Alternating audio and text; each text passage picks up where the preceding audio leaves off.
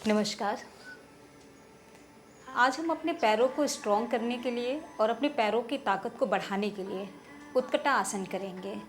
उत्कटा आसन जैसे कि एक समय के बाद हमारी उम्र बढ़ने लग जाती है, तो वहाँ हमारे पैरों की जो संतुलन होता है या जो बैलेंस होता है वो धीरे धीरे ख़त्म होना शुरू हो जाता है।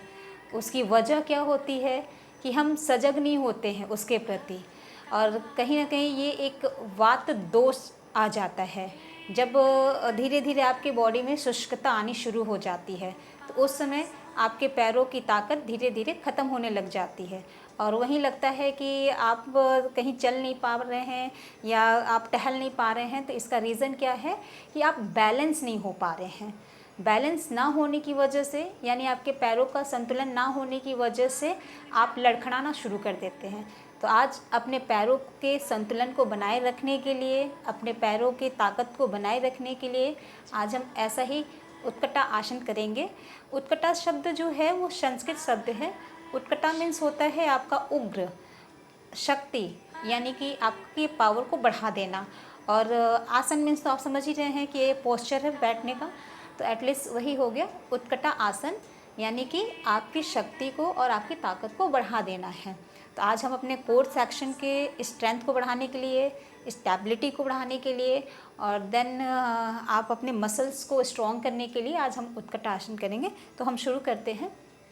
इसमें क्या है कि हम अपने सीधे खड़े हो जाएंगे, पैरों के बल हम अपने पैरों के बल सीधे खड़े हो जाएंगे।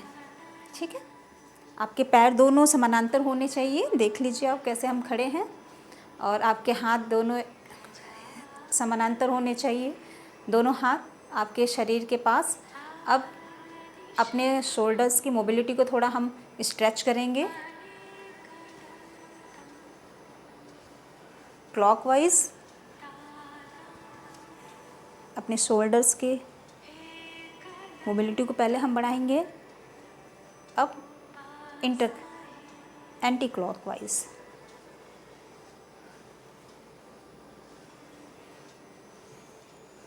इससे हमारे शोल्डर्स की स्टिफनेस कम होती है। अब हम साइड हो जाएंगे ऐसे। देखिए आप दोनों पैर आपके समानांतर हैं, आपके हाथ भी दोनों समानांतर हैं। और अब हम अपने हाथों को अपने सर के ऊपर लेकर जाएंगे, ऐसे ही, ऐसे। सर एकदम सीधा होना चाहिए, शोल्डर्स आपके एकदम सीधे होने चाहिए और दोनों हथेलियाँ एक दूसरे के सामने होनी चाहिए। अब हम धीरे धीरे चेयर पोज में आएंगे। अपने घुटने के बल सांस लेते हुए धीरे धीरे घुटने के बल हम पहले मोड़ेंगे। आपका पूरा प्रेशर आपके एड़ियों पर होना चाहिए और आपके टोस पर, यानी कि पैरों की उंगलियों पर। आराम से सांस लेते रहेंगे। शुरुआती दौर में आपको इस पोजीशन में 10 सेकंड रहने की कोशिश कीजिए। आपका प्रेशर आपके हिप्स पे आना चाहिए, ना कि नी पे। धीरे धीरे हम वापस आएंगे।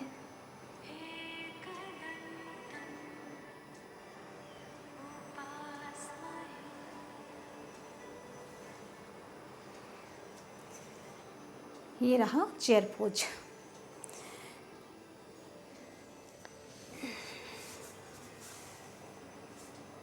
उत्कटा आसन में आपके जो प्रेशर है वो आपके हिप्स पर होने चाहिए और नी पे प्रेशर नहीं होना चाहिए।